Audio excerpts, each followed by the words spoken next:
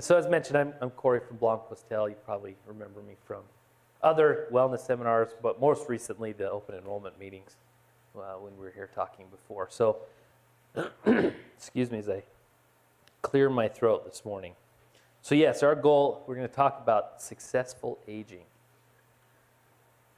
What does that sound like to you? If you were to give me a couple of words to describe that term, successful aging, what kind of terms would you say? Any brave ones that are, what comes to mind? Embracing it. Senior discounts, yes. My dad was actually really excited about that. Yeah. I like it. So that's our goal today. We're going to, hopefully we have a little bit of fun. There's a lot of research, actually. Can be very content-rich, this topic, which is good and bad. Good because there's a lot of information, bad because we only have an hour, right? So our goal is not to go through every bit of research. We're going to have some fun. Hopefully at the end, come out with some ideas of one or two things you might be able to do now, regardless of what age, to have a better life experience later. Okay, and that's the ultimate goal. And I think our world is changing quite a bit. Excuse me. I want to start with a story, kind of a humorous story. I don't think it's real. So this couple, been married 60 years, and they fairly healthy. In the last 10 years of that, their health was quite well, mostly because the wife's persistence on healthy eating and exercise and things like that. And they both die in a car accident, okay?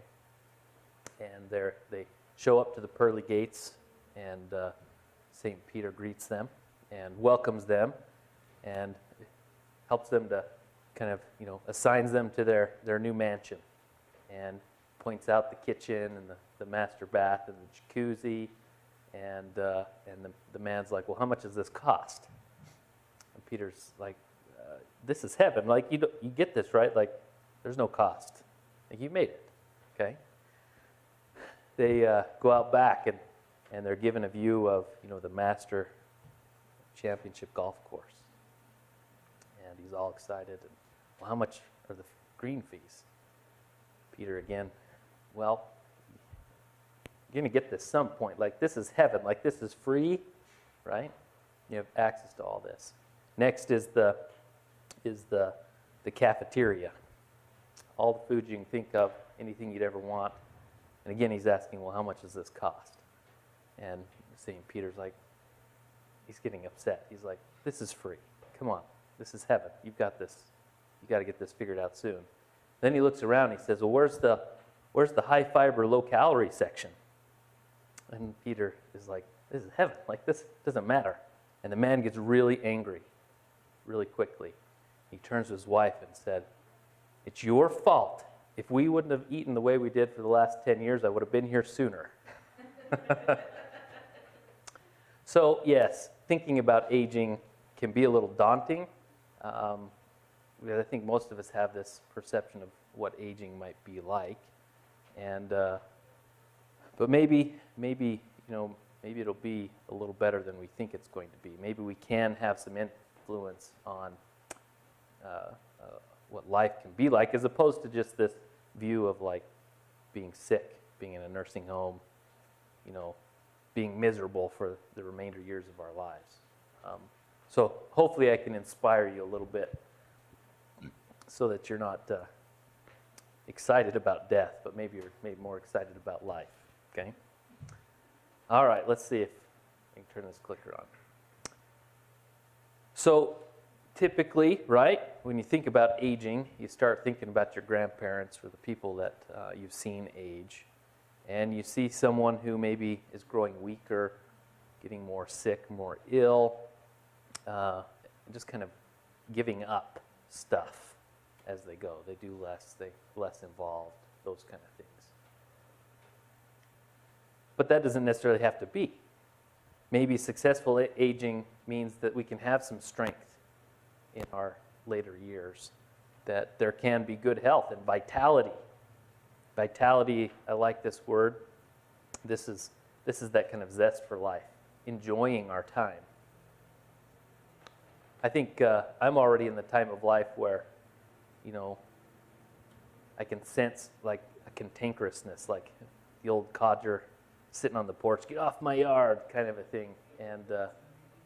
And I need to work on that, I think, because I think I'm falling into that mentality maybe of the normal aging process, when maybe if I did put a little effort into it, maybe I could have a better life experience as a result.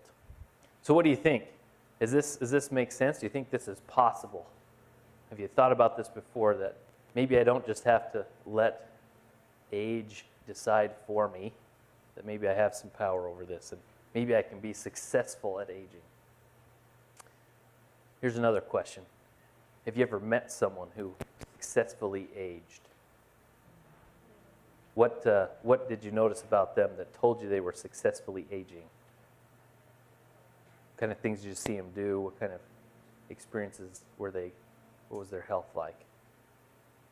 I would say my grandmother, just because she's, 85? Mm-hmm. She has this energy that I'm like, look, I don't even have that. Yeah. Like, she gets up, she's on the go all the time. Yeah. A grandmother that has tons of energy. Yeah. Isn't that wild? I have a 95-year-old grandma. She's still out gardening, and she has this herd of deer that come to her yard every year, and she's kind of like feeding them apples from her orchard, and the other part of it is the vitality, is her attitude. Like, she loves watching the Jazz, and watching a Jazz game with her is very fun, because she's like yelling at the refs. Right, we're sitting in her living room and she's screaming at the TV. I'm like, yeah, maybe that's some vitality. There's some passion there, right? But when we think about the normal aging, we usually think that, that life's going to be this, at some point I'm just going to get sick, and I'm going to be sick for a long time, and then I'm going to die. But maybe if we do a little bit of work, maybe we can compress that a little bit. We can't stop aging. Well, I guess death is the end of aging, but short of that, we can't really stop it from happening. But that's not the point, because if you try to do that, you're going to be frustrated. But instead, it's about how do we shorten the window of that kind of ill time. That maybe, there are these events, where you might hear stories of. My grandfather was like this, where he fell and he broke some ribs.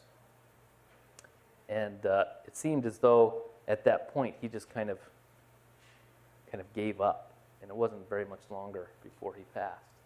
And I think that's kind of how we kind of see aging in a lot of ways, that if we have those kind of events, they really have a traumatic effect, and they have the potential to kind of sap the life out of you. So if we can do something that can help maybe shorten the time of those kind of possible events, maybe I can strengthen my bone mass so I'm less likely to break a bone, or I can do some exercise regularly that allows me to maintain my balance. Right? And so what happens then is those kind of events are pushed back later in life. And maybe the illness before death kind of things are shorter as opposed to longer as a result. That sounds pretty nice to me. So let's talk about Americans a little bit here. Oh, I forgot about this. This was a story. Just like This is not my grandfather. This is the owner of our company, Brent Hale's father. So, and this was a couple years ago, quite a few years ago. In this picture, he's 80 years old. Okay, this is a Lake Powell. So, you can see a few. What do you think? Does that look like successful aging to you? I don't know how many of you have ever been on a slalom water ski before. Have you done that? I love doing that. It is one of the hardest things to do, to get out of the water. Whoops, I'm going the wrong way. I wanted to go. This deep water start, That requires so much strength in your arms, in your back, and in your legs. He's 80 years old. If I can do that when I'm 80, I think I've successfully aged, right? And I think the most important part of all of this is the look on his face. Isn't it? Yeah. This was kind of posed, of course. But if I'm 80 and I'm doing that, I better be hooping and hollering and having a good time, right? So successful aging then is not just being happy, but we're looking at adding years to our life. And then, of course, the vitality side, adding some life to our years. We don't all get to decide how many years we have, but we do get to decide what we do with those years. Right? What's that quote from Lord of the Rings when Gandalf was talking to, maybe I'm being a nerd here, Gandalf is talking to Frodo, and he says something about that. We don't get to choose. We don't get to choose our station in life, but we have to choose what we do with it. I don't remember the exact quote. I wish I did. It just came to me. I should have prepared that one. But then of course we're talking about there's some choice in our path, and a lot of times, and maybe it's just because life can be very difficult and stressful. It's really easy to kind of become victim to the years rather than being empowered and proactive with the years. So we're living longer, and that's a good thing. That's a good thing. 70% of Americans live to the age of retirement, 65%, or 65 is the year. There was a statistic, let's see here. And that itself is a big increase from the past. So let's see.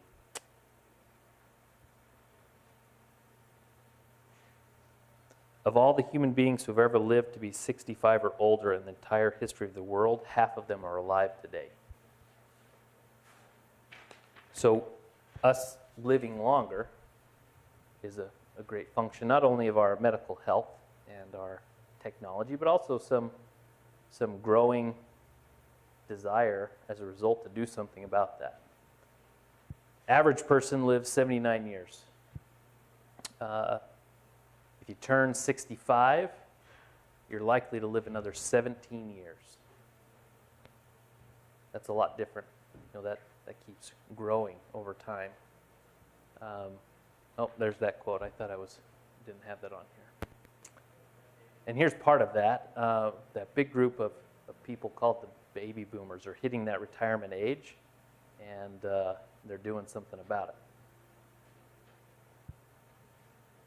Which is interesting because the population then, as I read through some of these mini statistics, that not too far in the future, there will be more people over the age of 65 than there will be under the age of 5.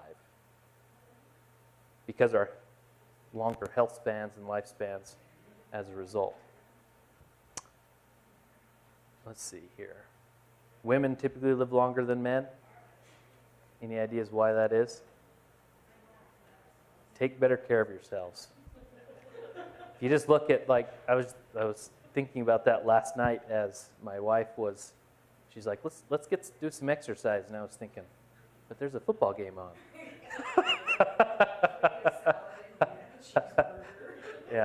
Yeah, exactly. I think so. I think women definitely have a better consciousness about health and life than men do. Like I said, those over 75 are a fast-growing population. We're not used to.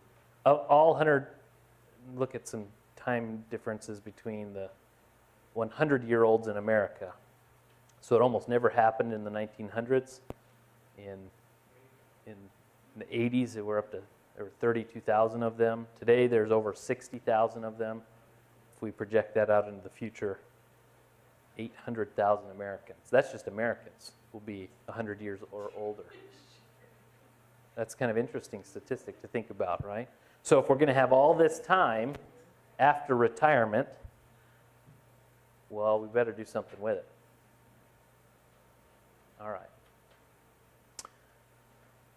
So as we mentioned in the example of Brent Hale's father, who's water skiing, age is not necessarily just some number. It's not just some chronological digit we give ourselves. That there is some choice in the matter. Our chronological age doesn't necessarily have to be our biological age, meaning I can be younger than I am depending on what I do, right? At age 90, some people are active climbing mountains and in good cheer. I think that's an important part of it. And this is much different than, our parents might have expected or our grandparents expected. And so the opportunities for us as Americans now is, what are we going to do with those later years, and how do we successfully navigate that time? Maybe we just need to extend the retirement age to 80.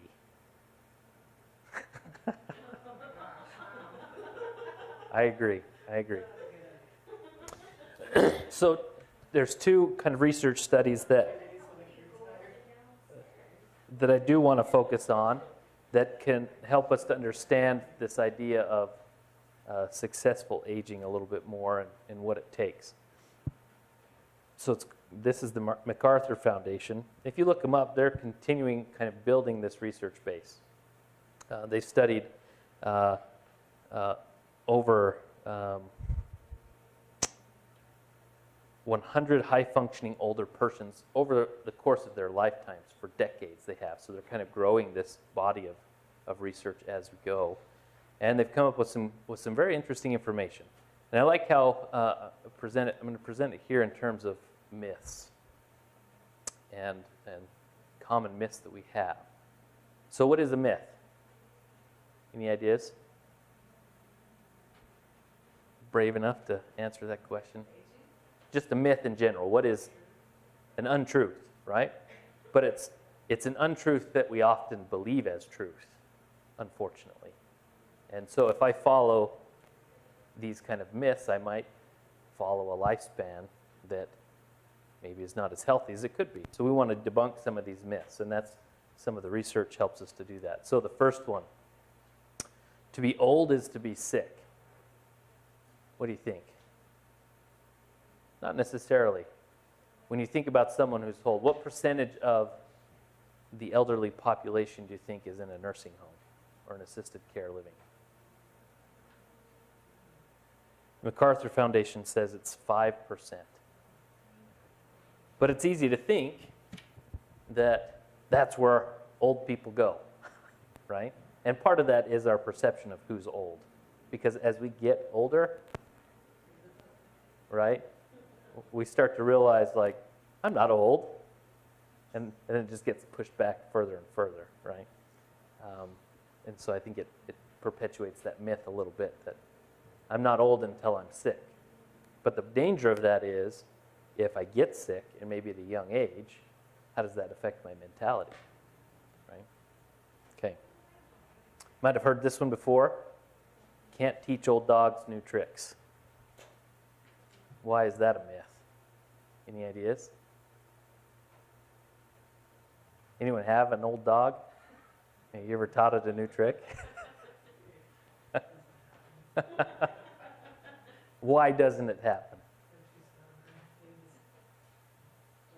They just don't want to do it. Okay, and I think that founds that myth a little bit. Yeah, if you don't want to do it, you're not going to learn something. But if they wanted to do it, do you think they would be capable? Very much so. And that's kind of what this myth fits here. So here's some information from the MacArthur study. At age 20, we start to lose brain cells, millions of them every year, beginning at age 20. Seems like pretty young, right? By age 80, our brains will have shrunk by a full 10%.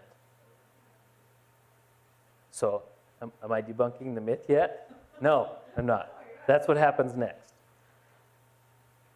The good news is that what is actually happening is not necessarily that you're losing an ability, but your brain is doing something called pruning. So it is sorting out the kind of miscellaneous and frivolous stuff. The danger, of course, in our healthy habits or not is what is it that ends up in that pile? It's the stuff that we don't spend a lot of time with. It's the stuff we don't repeat. It's the stuff we don't purposely engage. So an 80-year-old can do the same things as a 20-year-old mentally. Might take a little longer, but they can still do it. So there's a myth there that we can't, if we get older, our brains just can't handle it. Well, that's not necessarily true. Exactly right. A lot of people go to school at a later age. And that might be an excellent way to stay sharp, right? Engage those brain cells that are left because they're the powerful ones. They're the efficient ones, right? They're the ones that made it through the pruning. Yeah. Yes, so MacArthur said just that. With training programs, older people significantly and permanently improved short-term memory as a function of effort and training. Of course, if we look at if you have, dementia or Alzheimer's, we're not talking about that. That's different. You can't just train yourself out of a chronic disease like that. We're going to talk about how we might be able to kind of prevent the onset of that, for instance, or as a result of some of this stuff. The horse is out of the barn. You ever heard this phrase before? So it's referencing this idea that that you can't change. That we've already left the station. We can't get the train back, right? Is that true? No. But it feels like it as you get older, as your brain and your body they do slow down, right?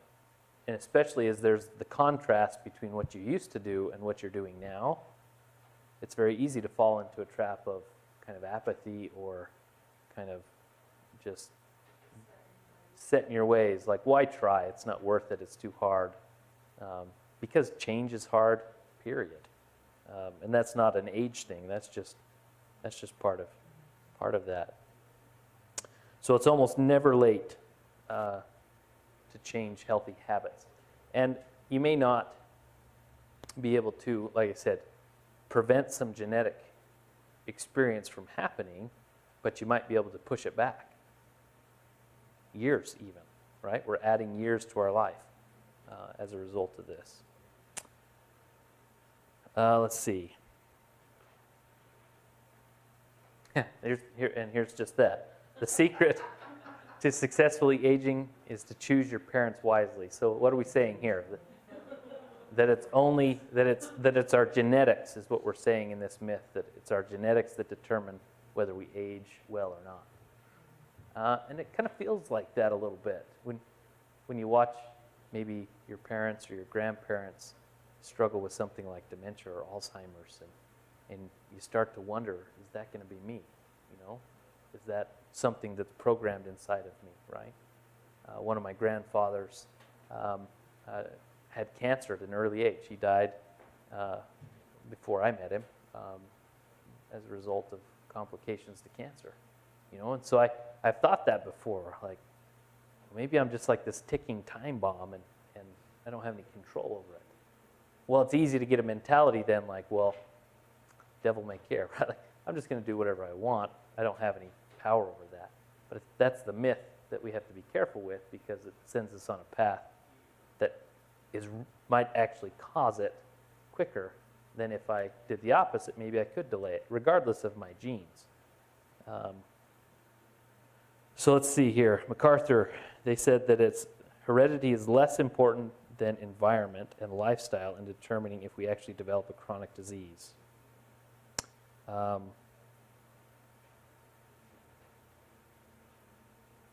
Simply put, this is the MacArthur study, it's primarily up to us to determine if at age 90 we'll be sitting in a bike or a wheelchair. That's kind of interesting to think of. Like I said, it's really easy to fall into that trap of I'm a victim of my genetics. And yeah, those things are there. We have to be sensitive to that. We may not be able to avoid some chronic diseases and things like that. But maybe we can push back the onset, and add some healthy years to our lives. So this myth is reference to, as we age, our ability, it seems like that kind of energy reserve is just not there, right? And that is true. That is true. That happens as we age, right? If you looked at a 25-year-old athlete and an 80-year-old athlete, you would see some difference. We're not saying that at age 80 you can be age 25. Like, inevitably there is decompensation and wearing out. Those energy reserves do deplete. But what we need to focus on then is that if we maintain our level of physical fitness, our bodies can have the capacity to allow us to enjoy even strenuous and physically demanding activities at any age. So it might be different. We're going to have to adapt to that. But that's what successful aging is, right? At that later age, to feel strength and to feel vitality, to be able to do things, even if they're different than what we did when we were younger, but to still be doing, to still be engaged. Okay. The elderly don't pull their own weight. You agree or disagree? Once people retire, they just lose all value, right? They're just a drain on the society, and not at all. I really like this. Actually, there's one other quote with myth 5 here I wanted to, from the MacArthur Institute. They say that old age, it's not old age that causes infirmity, but the change in lifestyle that generally accompanies old age. So infirmity is what? Muscle loss, atrophy, bone density, illnesses, right? And so they're saying that how I approach old age, sitting around doing nothing, giving up on life, might make me more likely to be infirm because I'm not using my muscles, I'm not using my brain, rather than old age being the reason for that. I think we get that idea, though, in our book. All right, so back to the elderly don't pull their own weight. According to the MacArthur study here, to replace the voluntary unpaid caregiving provided by older men and women would require more than 3 million paid full-time caregivers and cost our healthcare system more than $100 trillion a year. So often these elderly volunteers that are caring for, their loved ones, or volunteering in hospitals and things like that, or supporting neighbors, that there's quite a bit of benefit to that. In other cultures, it's very common for there to be multi-generations in a home, for instance. Thinking specifically of Indian culture, East Indian culture, right? Where they'll live in the same home, and the parents will go to work and the grandparents are kind of taking care of the kids, and they all kind of take care of each other in these homes, rather than us Americans, we all have our own home and our own place, and we're all kind of spread out. There's some community to that makes a difference. So again, from these myths, being frail, weak, and feeble creates maybe a muscle loss. It's not the old age, right? So a mindset, a proactive approach to health and life has a significant effect on our life experience later, okay? Like I said, normal aging is a condition associated with significant risk of disease and premature death, because that we fall into that trap of, I can't do anything, why try? It's inevitable, my genetic structure is going to happen, and we kind of encourage, as a result, poor habits leading to some of the biggest causes of death, heart disease, right? And, well, I'm getting ahead of myself a little bit. So then, let's talk about this difference between the role that our genetics play versus our health behaviors. So health behaviors are things we're doing to improve our health. Genetics would be this kind of passive, coding inside of our DNA that decides how we feel and how we act. So this example is Brent Hale, the owner of our company.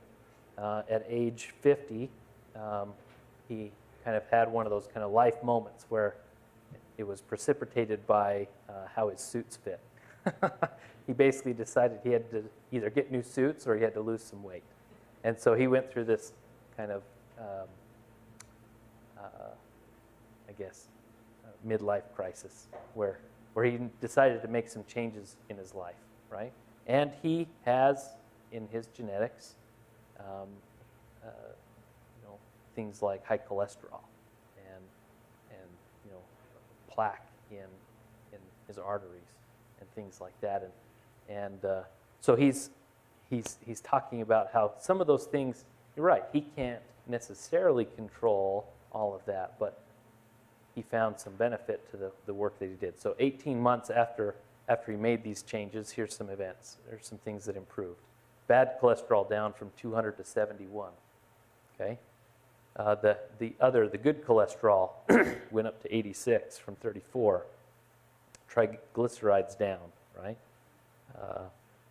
Antioxidant levels in the blood off the charts. He dropped 13 years off the thickness rating of his artery walls. And I'm not sure what that test is. I think it's a sonogram or is that the word, sonogram? What's the ultrasound? That's it is, the same thing. I don't know, sonogram, but which is significant.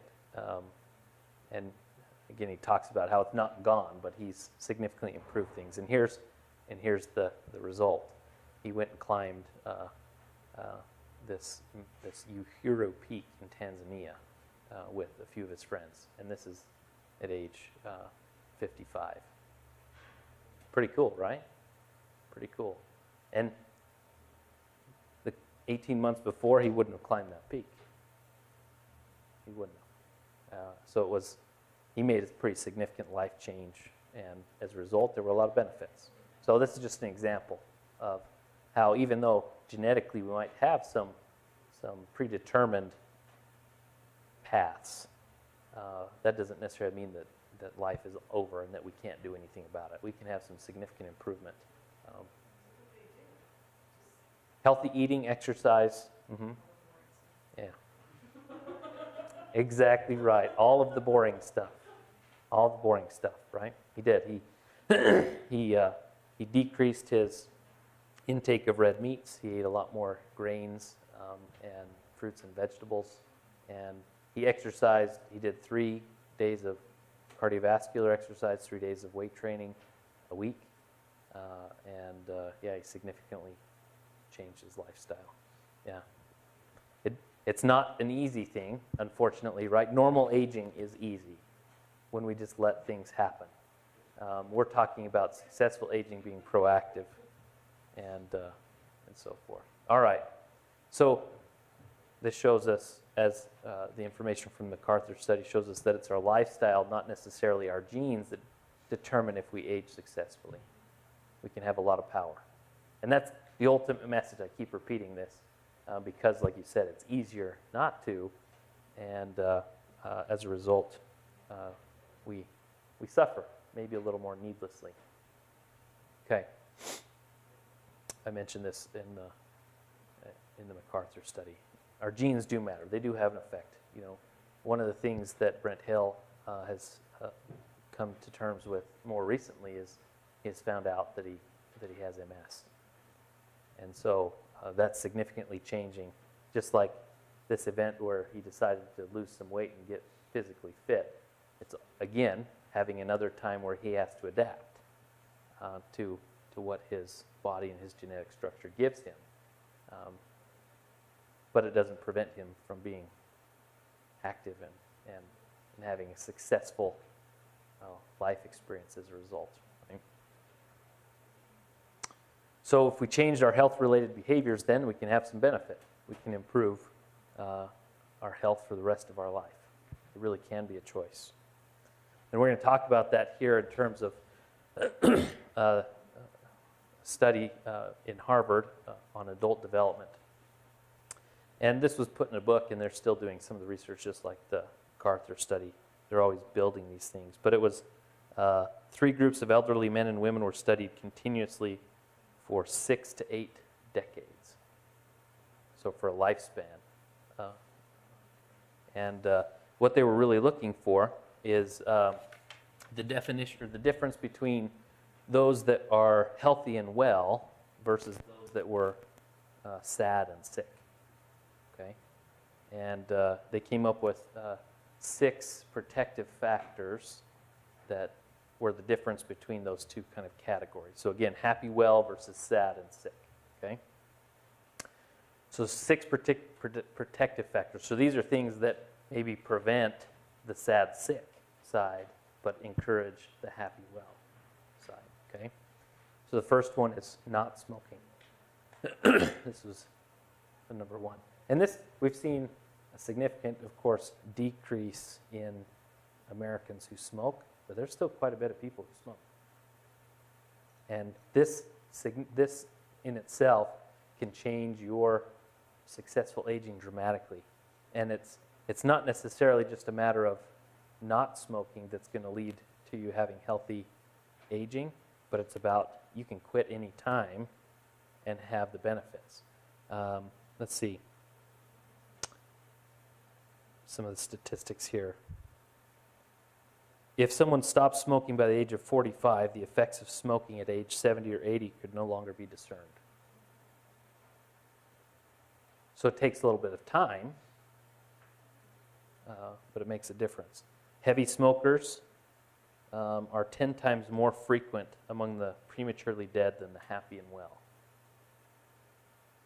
So smoking is a really big predictor of not doing well health-wise. Of course, if current smokers were to stop today, there would be a 30% reduction in all cancers. That's a pretty big number, isn't it? Yeah. Yeah. So not smoking. Pretty common kind of information we have now, right? It's bad for you, don't do it. If you're doing it, stop. I know it's hard. It is a super difficult process. But that one thing can significantly improve your life experience later, okay? All right. Emotional maturity, what do you think that means? Any ideas? Huh? Grow up. Okay. Yeah, some of that. Some of that. What do you think? Another term might be emotional intelligence. So taking care of yourself emotionally, or how do we deal with stress? Do we do that kind of making lemonade out of lemons kind of a thing, or do we do the opposite? Does it make us worse and drag us down and beat us up, right? Those who are emotionally mature at age 50 were 300 times percent more likely to be in the happy well section. So again, this is our capacity to deal successfully with stress. Yeah. Right? Instead of turning to cigarettes and alcohol and things like that, well, maybe I go to exercise and support groups, support networks, and things like that. Here's another one, the absence of alcohol abuse. So alcohol abuse is, in their study, is defined as more than 2 drinks a day. Okay, but the absence of alcohol was a protective factor. And it's not necessarily, from their study, a biological thing, but typically the people that engage in alcohol abuse become more isolated over time. They lose their family and friend relationships. Okay. Maintaining a normal weight. This has a significant impact, and something that we have some power to control. Let's see, I've got a few other slides here that fit this. So obesity triples the rate of heart disease, okay, which kills 52% of Americans. Heart disease does. A study in Sweden found that the risk of Alzheimer's disease increased by 36% with every 1 point increase on a BMI. Okay? So maybe we can push back something like Alzheimer's by doing something like dropping a point on our BMI. Okay? Let's see, diabetes. Excessive body weight is directly related to diabetes. 36% of all children born in the year 2000 will be diabetic sometime in their lives. And here's some, we eat more calories than we ever used to, and we're less active. Okay? So this is interesting. We'll kind of go through this quickly. I've got a bunch of slides like this. So these are obesity trends according to the CDC among U.S. adults. So this is specific to someone who has an incidence, they have a body mass index is greater or equal to 30, or they're approximately 30 pounds overweight, and this is for a 5'4" person. Okay, so you can see that the blues say that less than 10% in 1985, the light blue and then the dark blue, 10 to 14% in the United States, people that had were considered obese. Okay, so watch this. We're gonna travel a little bit. 86, 87, 88, 89, 90. Now we're adding another category. 91, 92, 93.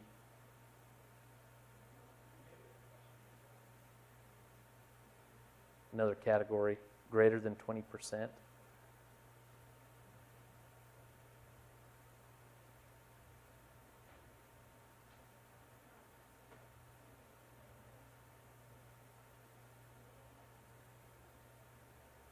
What do you think?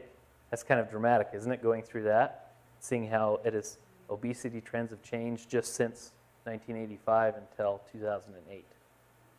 That's pretty significant. That there are quite a few states that have a 30% or greater rate of obesity in the state. Utah in 2008 was 20 to 24% population of someone of this kind of BMI of 30 or greater. Yeah. Which, when you look at the BMI, is kind of frustrating because the BMI is based on weight and height. And so there's some other factors, of course, that play into that. If you go solely off of a BMI, like that can be pretty frustrating. My BMI is 26. So I'm considered close to that obese place, right? And so you have to really look at that a little bit and consider that and what that means long term. All right. So the last two on the 6 protective factors: stable marriage, regular exercise. Why stable marriage, you think? How might that affect successful aging? Your companion, right? When are you happiest? Now. When are the times when you are most fulfilled, most happy? Probably when you're with people you love. When you have close relationships. It says marriage, but I think also close family friend relationships make a difference. And if you're not maintaining those, if you're not doing something about it, well, you're going to be more sad and sick, according to Harvard study. What was that? Your stress level can increase, though. Yep. Yes. So, looking at those things, regular exercise. Okay, there's some statistics here I wanted to point out. Fitness cuts your risk of dying, Harvard said. Duh. Yeah. 85% of those that were in the happy and well category exercised regularly. So does this mean we have to be marathon runners? No, they say that moderate exercise has powerful effects on the health of older people. So that could be light sports like golf, bowling. That's moderate exercise considerably, right? Walking or gardening. And they found that this moderate exercise is nearly as protective as vigorous exercise. So sometimes it feels like I have to get at it. If I'm not a marathon runner, then why try? Well, that's not necessarily true. So, according to this Harvard study, Medicare estimated that those who regularly exercise will postpone disability by more than 12 years when compared to couch potatoes. I didn't like these statistics, by the way, because I like to sit on the couch. The most fit people, even if they smoke or have high blood pressure, are still at a lower risk of death than couch potatoes who are non-smokers with normal blood pressure. Exercise matters. And again, right, I want to point out this moderate exercise. And one of the benefits of like being at Box Elder County or other companies where they really have this push for these wellness programs and they're pushing for these 10,000 steps. Well, that's that moderate exercise that really can benefit your life. Postpone disability for up to 12 years. That's pretty significant, right? Imagine if you added a little bit more vigorous exercise. I was talking to a wellness company. We're at Cache County doing open enrollment meetings, and he's part of the United Healthcare group, and he mentioned that kind of new studies are saying the 10,000 steps is important, but also the amount doing short bursts of lots of steps is also very important, that moderate exercise. And he said having a couple periods of 500 steps within a short amount of time is also. So not only just getting your 10,000 steps, he said, but being able to do it in short bursts every now and again. And he described his own health experience. He appeared to be a fairly healthy fella. He says he gets up and he exercises every morning, but then he goes to work and sits in a desk all day, right? And so it's spreading that out throughout the day makes a big difference. Okay, we're going to skip a little bit here. Here we go. Here's some of the 82% of coronary deaths in women are due to individual health behavior. So weight, right? What you eat. Only 18% of that's due to genes. Heart disease kills twice as many women as does cancer. Okay. So, like we're saying, successful aging has some choice in it, and that's we don't want you to. A lot of people go into changing their diet, their health, as something I should do, which puts me in a guilt position.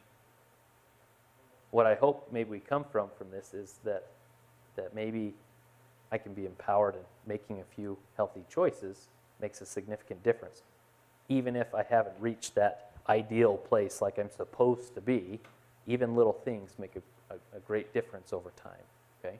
So take a minute, think about this, where are you headed? Don't be afraid to ask yourself this question. The easiest, like you said, it's easy to go down the normal aging path, which really, from a psychological perspective, is denial. It's an ignoring of what's happening. Mostly because looking at it makes me feel bad. But the purpose of feeling bad is motivation to get you to do something different. So maybe it's okay to feel bad a little bit to motivate you to make some better choices. Right? So where are you headed? An estimation of some of these health behaviors. People who, this is that MacArthur study, people who are vegetarian add 1.5 years to their life. Exercise regularly, 2 years. Eat nuts 5 times a week, 2 years. Normal blood pressure, 3 years. Are not diabetic, 6 years. Maintain a normal weight, 11 years. Those are things we can do, right? Those are things we can do. And it doesn't say, like I said, these aren't kind of rocket science dramatic changes necessarily. They can be very small things over a period of time. So here's some examples of some health behaviors that can improve your successful aging. So according to the World Health Organization, if you eat a lot of fruit, it can decrease the incidence of cancer up to 70%. I don't know how many people eat 9 to 10 servings of fruit. That's a lot of fruit. But it shows that you have some choice in the matter, right? If I do some things, it makes a difference. And of course, cancer is very prevalent.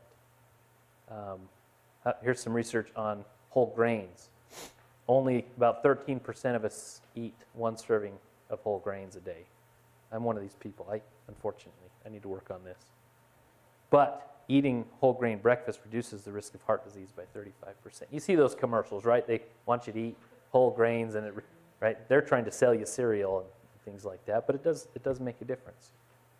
It can reduce the risk of cancer, diabetes, stroke, and they say that 3 is the key. 3 servings of grains makes a difference. So let's wrap this up here with some suggestions. What do we do about it? Okay. So first of all, like I said, we got to pay attention to it. We got to figure this out. We got to be willing to assess and address where am I at and where do I want to be. I'm kind of in a place where it seems like that part of my life is still far enough away that I don't really think about it. But maybe I should, right? And the only time I really think about it is when we have open enrollment meetings and the retirement guys come in and we're talking about money.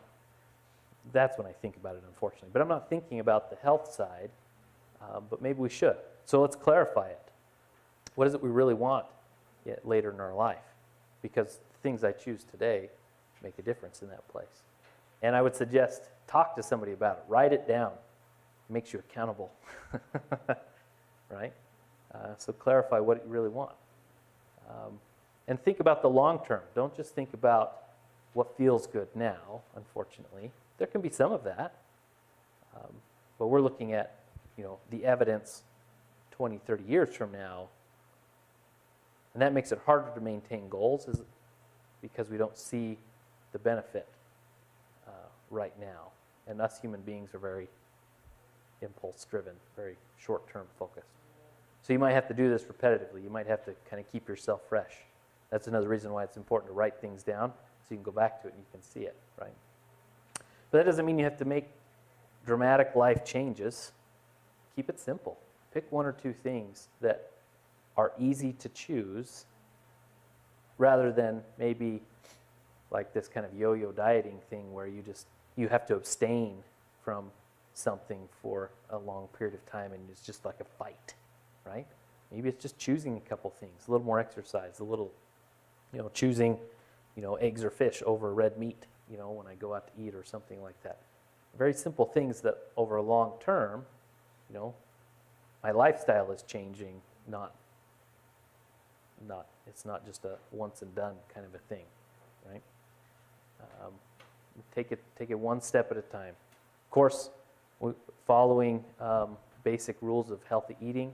There's so much research now on what's healthy and how to eat it. And so you might even be able to find a nutritionist or something like that. Or there are so many books on healthy eating. Sort through those a little bit, right? Focus on the ones that are talking about the long-term picture as opposed to a crash diet so you can lose so much weight. We're looking at long-term health, not just in losing weight. Although losing weight is a big part of that as well. Like we talked about, maintaining a normal weight. The ups and downs are not necessarily good for you health-wise. It interferes with your metabolism and compromises your immune system sometimes too. If you starve your body, it goes into a starvation place where it says, I have to store fat. I have to protect myself, right? So small, moderate changes over time make a big difference. And then, of course, with exercise. And it doesn't have to be marathon running, like we said. I say that because I don't ever want to be a marathon runner. I've established that. So I say that as like, this is that kind of big picture thing that no one should do. But some people, being a marathon runner is not a bad thing. But choose moderate, sustainable exercise goals, even if that's walking. You got your Fitbit and you're counting your steps. That's fantastic. Maybe you can piggyback one more thing on top of that, right? An extra trip around the building or something, or that triggers a certain type of healthy snack as opposed to